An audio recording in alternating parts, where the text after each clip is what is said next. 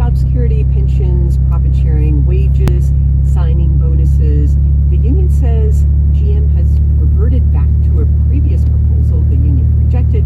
GM says it's committed to continuing the talks. The New York Times is reporting the disagreement is over the union's demand that GM move production of some vehicles from Mexico to the U.S. And how are the workers getting by during the strike?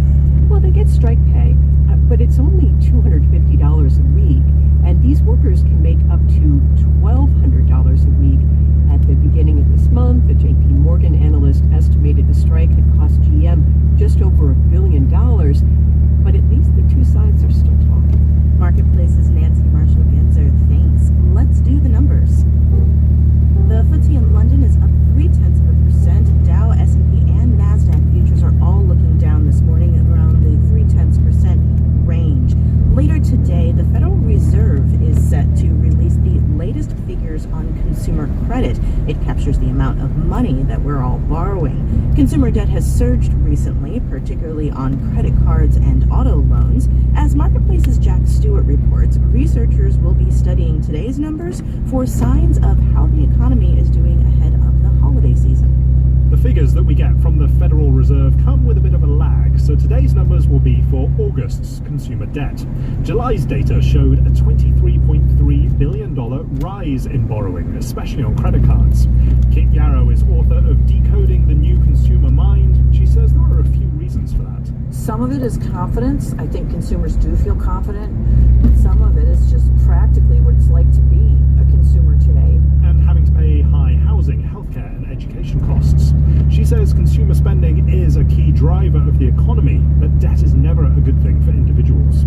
Auto and student loans were also up in July's data. Some economists thought that could be a blip as people rushed to buy cars ahead of impending tariffs. But Chris Hobson at IHS Markit says it looks more like an ongoing trend, and those loans are getting longer.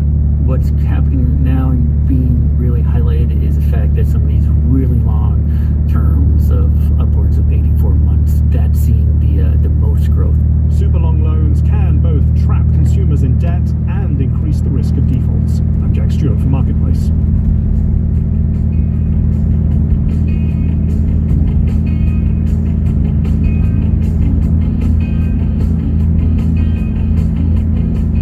Marketplace Morning Report is supported by the Candida Fund, working to advance individual dignity and sustainable communities through investments in transformative leaders and ideas.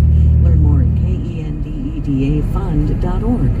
And by ADP, focused on transforming how work gets done with HR, talent, time, benefits, and payroll, informed by data and designed for people. ADP, always designing for people. Here in Washington, politicians and pundits are trying desperately to set the narrative around the ongoing impeachment inquiry. Whether through President Trump's Twitter feed or Democratic presidential candidates' fundraising emails, politics often takes a cue from the private sector when it comes to talking about some of the biggest issues facing the country. Chara Torres-Spelzy is a law professor at Stetson University and a campaign finance expert who has a new book about this called Political Brands. Chara, welcome to the program. Thanks for having me. So what is political branding? What I mean by political branding is when politicians use commercial techniques to sell either themselves or a policy position. So how is that showing up in the 2020 presidential campaign? In 2020, you have a lot of merchandising by the candidates. Trump, of course, did this already in 2016. One of the ways that he raised an enormous amount of money was by selling his Make America Great Again red hats. Warren has lots of merchandise that says Warren has a plan for it. Kamala for the People has a poster that looks like the Obama Hope poster. Julian Castro has t-shirts that say Adios Trump.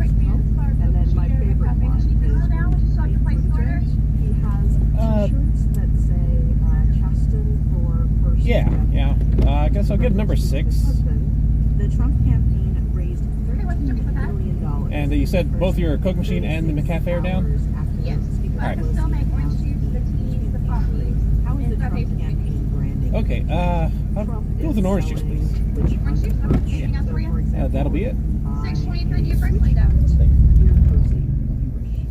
Rhetorically, he's also branding impeachment as undemocratic and What about the Democrats? I imagine they're using some branding techniques to cover up. the Democrats are trying to brand impeachment as defense of democracy. They think of themselves as standing up for the rule of law and for the integrity of the next election. What does that mean for how the campaign is spending their money? Well, typically you hire a consultant at a pretty penny, and they will message test for you. One thing we saw in 2016, especially on the Trump side, is they spent a lot of money. Morning, good morning. Good morning. In the bag. All right. Have a good day. You too. Thank you. Let me explain something about good customers. I'm not going to complain to them because they will tell me nothing we can do, which is what they will do. They can totally do something, but they will never admit to it. Your coffee machine, basically, and your soda machine, which are the two drinks that you can get with a meal, are both down, right? So instead you can get, you know what, I need to eat gas. You can get someone some orange juice, or a frappuccino, a frappe as they call it, right? Well, let me get gas here, and I'll continue my complaint in a second. So BRDs.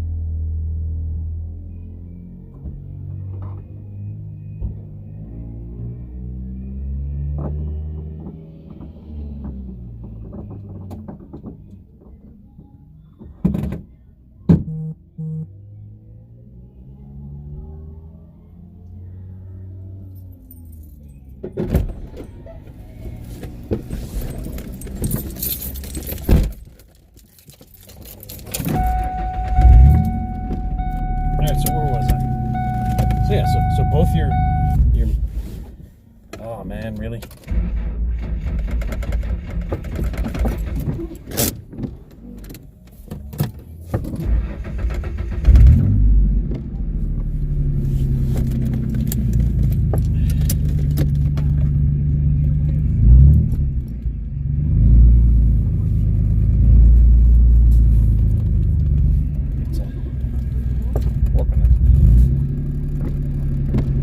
Batteries more, I guess.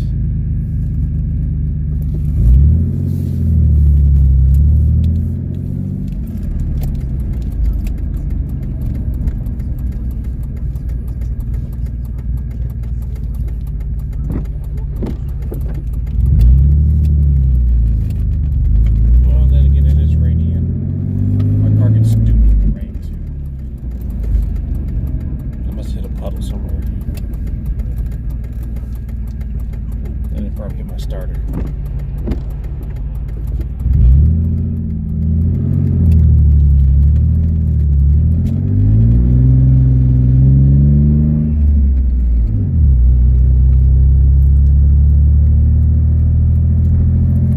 So what was I saying? Oh yeah.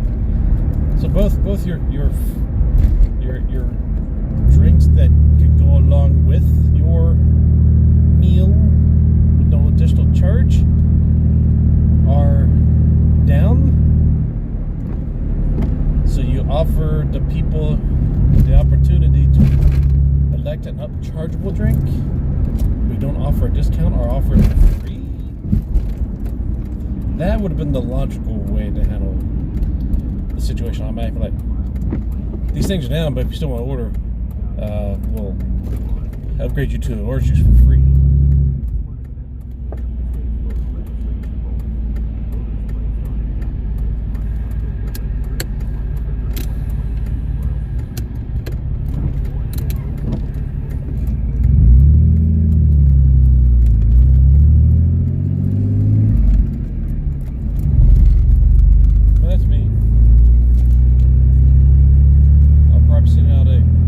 Slightly annoying tweet about it later.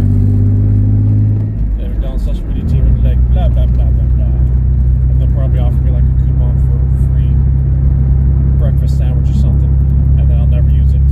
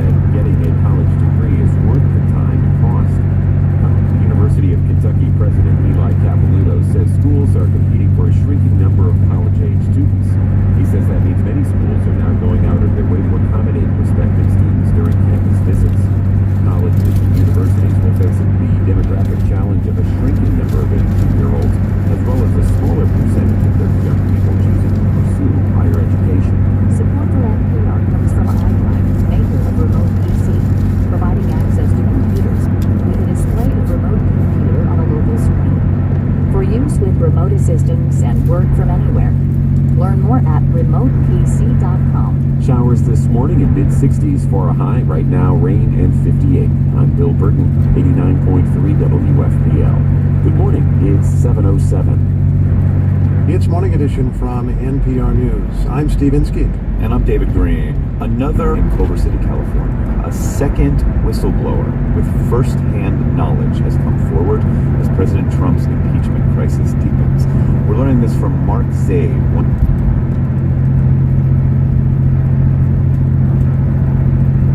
has spoken with the intelligence community's inspector general, but has not filed a complaint. All of this, of course, relates to a July phone call during which President Trump tried to get Ukraine to investigate his political rival, Joe Biden. Let's turn now to NPR White House reporter Aisha Roscoe to talk about all of this information. Good morning. Okay, start with what we know at this point about this second person. Well, the main thing that we know is that this person has been described as an intelligence official. We don't know much else other than the fact that this person is supposed to have first-hand knowledge about some of these allegations against the president. There is kind of another wrinkle in this news because one of the lawyers representing that first whistleblower tweeted that the law firm representing the first whistleblower is also representing multiple whistleblowers in connection to that complaint. Now, it's not clear whether that means just the two whistleblowers that we know about or whether that means more than two. But so that's the other kind of wrinkle in this. But we know that there are at least two whistleblowers, and that is really providing more momentum for this impeachment inquiry. Okay, do we know exactly what the second whistleblower is alleging, and if it's anything new that we had already been talking about? So they're saying that the second person is corroborating some of the allegations from that first complaint, but we don't know specifically what that is. But it is significant because President Trump and his supporters have attacked the first whistleblower's account as just hearsay. But this person is supposed to have firsthand knowledge. There hasn't been a separate complaint filed, but the person did talk to the Inspector General of the intelligence community, and the lawyers representing this whistleblower say that's enough to provide them with legal protection from retaliation. So far, we have not exactly seen many Republicans come out against the president as this impeachment inquiry has begun. Does that seem to be changing at all with this new news? No. Most Republicans are defending President Trump and arguing that the president raised legitimate concerns during that July call with Ukraine's president. Senator Ron Johnson last week had raised some eyebrows because he said that he had heard before all of this became public that Trump might be holding up aid to Ukraine over this desire for an investigation from Ukraine about the 2016 election. He said that Trump denied this to him. But on Meet the Press yesterday, Johnson wouldn't go into the details about that, but he did attack the press and argue that Trump had been treated unfairly. This is what Johnson had to say. There is potential interference in the 2016. Let me ask you this. That's what Trump wants to get to the bottom of, but the press doesn't want to. Ambassador, people in this article are being pilloried. I'm being called a conspiracy theorist because the press is horribly biased. So we should be clear that the U.S. intelligence agencies have concluded that Russia interfered in the 2016 election, and there's no evidence behind these theories that Ukraine was somehow involved with the DNC server or anything like that. But the senator's saying there that maybe the press should be looking into those things. Is paying too much attention to what Democrats have raised in terms of impeachment. This is also becoming a big part of the campaign trail with both the president's campaign and also Joe Biden's campaign taking their arguments about this whole scandal to voters. Yeah, so there are ads out with both camps attacking each other. People watching the NFL on Sunday would have heard from President Trump's campaign basically arguing that Biden promised Ukraine money in exchange for firing this prosecutor who was investigating his son. We know that's not true. There was international agreement that this prosecutor should be removed, and that's what Biden was doing. But Biden is also out with some ads calling Trump unhinged and saying that he's the Democrat that Trump is really worried about, and that's why Trump is making all of these allegations against him and his family. NPR White House reporter Aisha Roscoe helping us understand all of this. Aisha, thanks a lot. Thank you. Tomorrow, the Supreme Court considers the issue of discrimination against LGBTQ people in the workplace. Most states do not have explicit protections, and in those states, the court's decision could have a significant effect. NPR's Leila Fadel reports. It's a hectic morning for Kathleen O'Donnell and her wife Casey. Yeah, we just got a new kiddo yesterday. Overnight, the couple got a 4-year-old foster dog. Kathleen's getting her ready for the park. Casey's wrangling the 4 dogs after getting their 11-year-old son off to school. A typical day at the O'Donnell house on a tree-lined street in Billings, Montana. So all of my family lives in Billings, so we kind of, with a kid and stuff, decided to be around them. But when she and her wife chose to make Billings home in 2014, they knew it came with risks as a same-sex couple.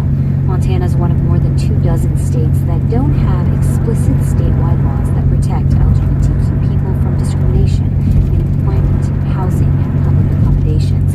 5 cities in Montana have local non-discrimination ordinances, but Billings, the largest city in Montana, is not one of them. That became clear quickly. When Kathleen found a prospective home, the landlord handed her an application. Under her spouse's name, she wrote Casey. And he asked me, like, okay, well, is it a girl or a boy? Which is an odd question to ask someone. She said girl. And so when I did that, that's when he's like, oh, I don't have to your kind here. They found a different place to live. 2 years later, Kathleen landed a new job at a local auto dealership. She says the owner's son called her names. And he felt it was okay to make names based on my appearance. And so they did not refer to me by Kathleen, they would refer to me like Bob. She needed the job. Everyone else was kind, so she stayed. A few days before her 6-month probationary period was up, her supervisor fired her. I looked at her and was like, why am I being fired? I was like, I've never been in trouble. I've shown up to work. And he said it's because the owner does not like that you're gay. The dealership would not comment on O'Donnell's firing. So I called the Montana State Employment and told them my story, and they're like, yeah, unfortunately there's nothing we can do for you. Gender identity and sexual orientation are not protected classes under Montana state law. Now, the Equal Employment Opportunity Commission says Title VII, the federal statute that bars work discrimination on the basis of sex, does protect those categories. But the courts are split on whether Title VII actually includes LGBTQ people.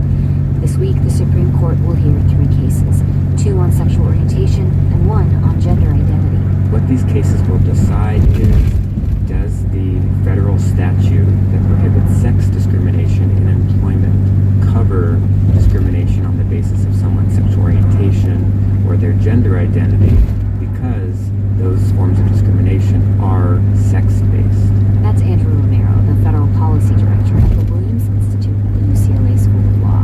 He's referring to Title VII, and what the court decides will have a ripple effect beyond employment. The question of discrimination in housing, in education, public accommodations, in credit, and other vital spheres of our lives, there are statutes that prohibit sex discrimination in those settings, and so the Supreme Court's decision in the employment context will inform courts' decisions in these other contexts as well.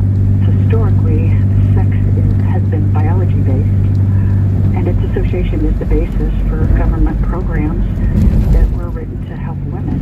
Lisa Fullerton owns the San Antonio-based company A Novel Idea, a group of fast food franchises. Texas, like Montana, does not have explicit LGBTQ anti-discrimination protections, although San Antonio does. When a person's sex is arbitrarily defined or interpreted by judges or government, the opportunities are actually going to vanish for the women that they were designed to benefit. She says she employs LGBTQ people, but is concerned about government overreach. The fear is that if handled through the court, it might brutally force inclusion, which could be seen as intolerant of the rights and differences of people of the cisgender orientation. Back in Billings, the mayor is closely watching the Supreme Court cases. Bill Cole says there are 2 reasons the city does not have a non-discrimination ordinance. Montana state laws, he says, dictate that an employer can't dismiss someone without good cause once their probationary period ends. And anything that we do may be made moot. My case is now pending before the United States Supreme Court. in 2014, the city considered passing a protections ordinance, but the mayor at the time cast the deciding vote, saying Billings just isn't ready. That's when Reverend Sarah Beck at Billings Grace United Methodist Church decided if the city wasn't ready to say, we'll protect you, her church would. It began the Rainbow Coffee House, a meeting space for LGBTQ teens. If our community isn't going to create safe space, how do we find safe space for them? And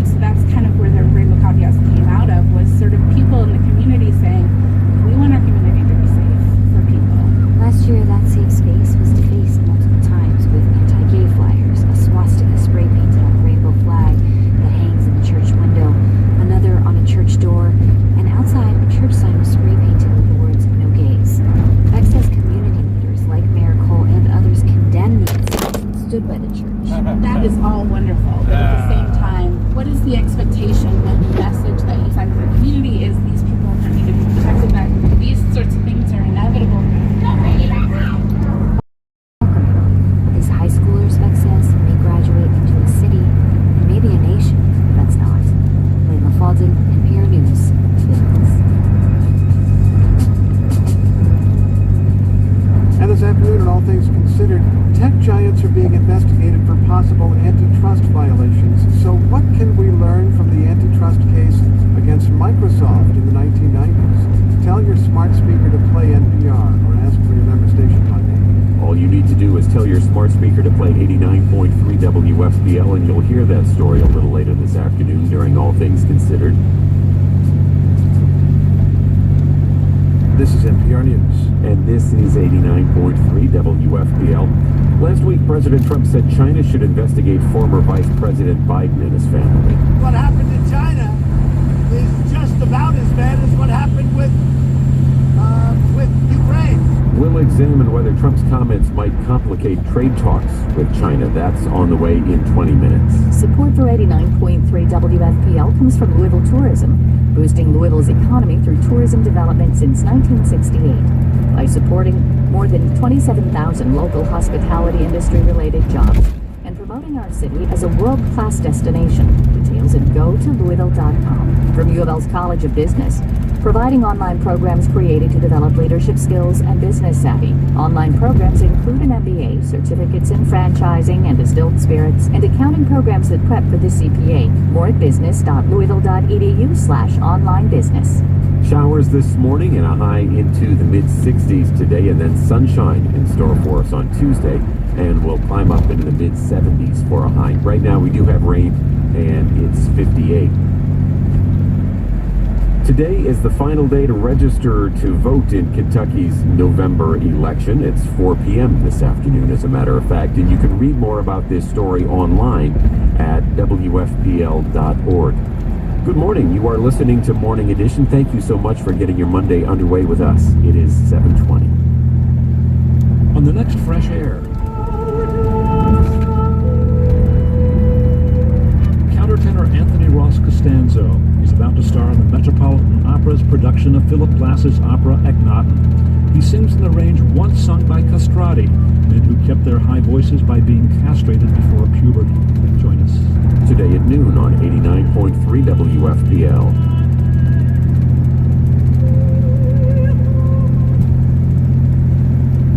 Support for NPR comes from this station and from PBS with Retro Report on PBS. Hosts Celeste Headley, Masood Olafani, and humorist Andy Borowitz explore the history behind today's headlines. Premieres tonight at 9, 8 Central on PBS. From Fidelity Investments, taking a personalized approach to helping clients grow, preserve, and manage their wealth. Learn more at fidelity.com/wealth. Fidelity Brokerage Services, LLC. And from Elsevier, a global information analytics business, serving scientists and clinicians with a commitment to helping them to manage their work more efficiently so they can spend more time making breakthroughs. Elsevier.com. This is Morning Edition from NPR News. I'm David Green. And I'm Steve Inskeep. What is the cause of a mysterious childhood illness? This illness affects younger kids. It leads to limb weakness and paralysis. A new paper in the journal Pediatrics asks why and links this disease to a virus. NPR's Allison Aubrey reports. For kids who are hit with acute flaccid myelitis, or AFM for short, it comes on quickly.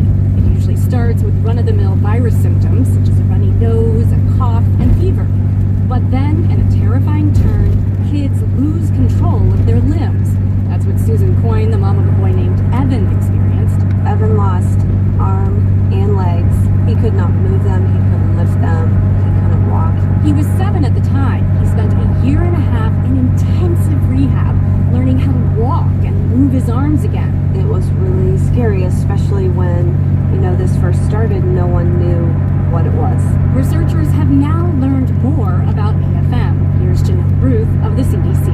We know that AFM can be caused by multiple different things, but this paper out during years of AFM, potential viral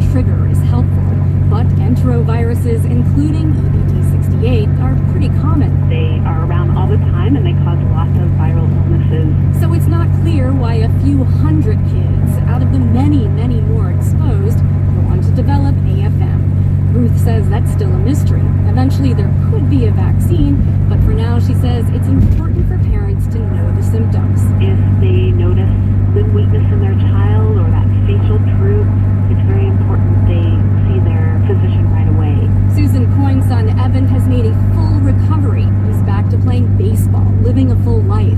But there's a wide spectrum. Some kids with AFM are in wheelchairs and remain paralyzed. Allison Aubrey, NPR News. You know the common advice when it comes to your diet? Try for moderation, people say. You don't want too much of anything. It turns out that advice applies even to the way you think about your diet. An extreme focus on eating only the right foods can risk your mental and physical health. April Fulton explains. Alex Everakis is a 25-year-old public relations executive from Chicago. He knows about clean eating. For a time, he was obsessed with the purity of everything he put in his mouth. Spinach, chicken, egg whites. At one point, he only ate 10 foods. Asparagus, salmon, unsweetened almond milk. He didn't always eat this way. As a kid, Everakis struggled with being overweight. In his teens and 20s, he tried to diet and gained, lost, and regained about 100 pounds. When he moved to Los Angeles, he took his diet to a new level. I even picked my vegetables so that I wouldn't be bloated. That's literally how obsessed I got. He lost a lot of weight, posted pictures online, and got tons of positive reinforcement. People loved his six-pack abs, but in reality, he was starving, tired, and lonely. Alex was afraid of some foods. He worked at home to avoid office parties. He didn't make friends because he didn't want to eat with people or explain his diet. My life literally was modeled to put myself away from distraction by fitness. Alex was struggling with something called orthorexia nervosa. Dr. Stephen Bratman first coined the term in 1997. Some of his patients would ask, what foods should I cut out of my diet to be healthy? People would think they should cut out all dairy, they should cut out all lentils, all wheat.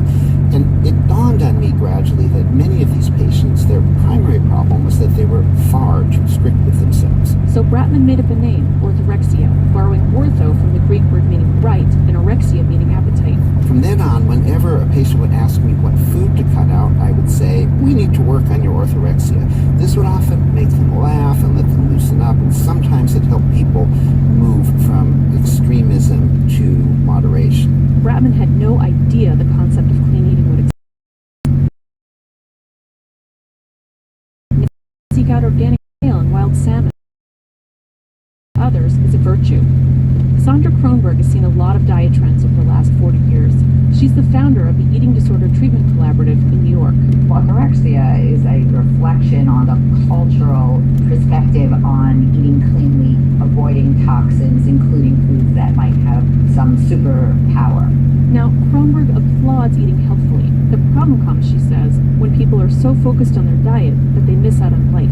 That's when you should start to worry about an eating disorder. In the case of orthorexia, it centers around eating cleanly and purely, where the other eating disorders center around size and weight and a drive for thinness. Sometimes these problems overlap, she says, and some people who eat only clean foods don't eat enough and can actually miss out on critical nutrients. While people are showing up in clinics with these problems, scientists don't agree on exactly what orthorexia is. There are only about 150 studies on it, while the well-known eating disorders have tens of thousands. But it is treatable. Dr. Stephen Bratman. Most eating disorders are treated in pretty much the same way. You have to work with people's behaviors, you have to counsel them on their health and their nutrition, you have to look for underlying anxiety, obsessive compulsive issues, control issues. Alex Everakis has been in treatment for 2 years. While he's still significantly underweight, he says he's happier and learning to see his diet a little differently. For Alex, taking control of his orthorexia is knowing that your world isn't going to come crashing down if you have like a piece of pizza. He's managed this by taking baby steps. What I did is I had a piece of cauliflower pizza first. He eats more freely on the weekends now and tries to add a new food every few days. If you think you or someone you know has orthorexia or any eating disorder, get professional help and talk to your friends, Alex says, because it's very hard to change these patterns on your own. For NPR News, I'm April Fulton. Support for NPR health coverage comes from MD Anderson Cancer Center, where physicians treat all types of cancer with a team of nearly 21,000, all devoted to ending cancer and providing hope to patients. More at makingcancerhistory.com. And from Visiting Angels, professional caregivers assisting adults in bathing, dressing, meals, and light housework nationwide. Visiting Angels, America's choice in senior home care. Office locations are at visitingangels.com. This is NPR News. You're listening to Morning Edition on 89.3 WFPL. This afternoon, when you listen to All Things Considered, you'll get the latest headlines of the moment, of course. You'll also hear about the well-known chef that's trying to make amends and rebuild his career 10 months now after his sexual harassment came to light. Not all of his victims, though, are in favor of this, and that is one of many stories we will have this afternoon during All Things Considered. That's 4 to 6 this afternoon. Support for 89.3 WFPL comes from Reach Evaluation. Since 1987, helping organizations make decisions and tell their story by discerning meaning for metrics. Offering program evaluation, data system development, analytics, and data visualization. Learn more at reacheval.com. From Passport Health Plan and Passport Advantage, serving Medicaid and Medicare special needs members throughout Kentucky. More information is available at passporthealthplan.com/together. Passport Health Plan, we do life together. Showers and 58 at the moment, and it's 7:30. Live from NPR News in Washington, I'm Dave Mattingly. A second whistleblower has come forward in the House Democrats' impeachment inquiry of President Trump. NPR's Bobby Allen says a legal team representing both whistleblowers says the second has first-hand knowledge of Trump's July phone call with the president of Ukraine. Lawyer Mark Zaid tells NPR that the second whistleblower has already talked to the Inspector General for the intelligence community. That means the individual is now shielded from retaliation by whistleblower protections. Zaid says his law firm is in talks with Congress about possible testimony involving both whistleblowers. House committees are scheduled to hear from witnesses this week, including former ambassador to Ukraine, Marie Yovanovitch. U.S. forces have begun withdrawing from positions in northeast Syria ahead of an expected incursion by the Turkish military. It's a major shift in policy by the White House. Syrian Kurdish forces say it threatens years of gains made against ISIS. A legal challenge is being fought over Hong Kong's ban on people wearing masks that cover their face. Here's NPR's Emily Fang. A man and a woman arrested during weekend protests were tried Monday, first since Chief Executive Carrie Lam invoked emergency powers on Friday. Supporters, many of them masked themselves, crowded the courtroom. 24 lawmakers have also filed a lawsuit alleging Lam broke the law by circumventing the city's legislative council to ban face masks. This is NPR News from Washington. The U.S. Supreme Court begins a new term today. The death penalty case from Kansas is up first on the question of whether states can abolish an insanity defense for criminal defendants. Justices will also hear a case from Louisiana involving a murder conviction by a non-unanimous jury. A jury in Georgia is deliberating the fate of a former police officer who's charged with murder, the shooting death of a U.S. Air Force veteran 4 years ago in suburban Atlanta. Lisa Hagan with member station WABE says the victim was black and the ex-officer is white. Today is the first full day of deliberations for the DeKalb County jury in Metro Atlanta. On trial is former officer Robert Olson, who shot 26-year-old Anthony Hill as Hill was wandering naked around his own apartment complex. Hill's family says the Afghanistan veteran was suffering a mental health crisis, and the prosecution has argued his neighbors did not consider Hill dangerous when they called 911. Olson's defense has argued he was a good cop who had to make a tough decision. He faces 6 charges and life in prison if convicted. On Friday, jurors asked to review some evidence from the trial. The judge denied the requests for transcripts of police testimony, but allowed them to watch videos of witness testimonies. For NPR News, I'm Lisa Hagan in Atlanta. A strike by the United Auto Workers at General Motors is now 3 weeks old. The union suggests the two sides remain far apart on a new contract. I'm Dave Mattingly in Washington. It's Morning Edition on 89.3 WFPL. Amid coal's decline, Ohio Valley politicians are betting big on job training. But such retraining programs have a poor record in connecting dislocated workers with good local employment. I think that job training keeps being promoted because it solves a political problem both for elected officials and for employers, but it doesn't do anything for the economics. Hear that story from the Ohio Valley Resource this morning at 7:45. 89.3 WFPL is a nonprofit. That means we're eligible for most employer matching gift programs. If you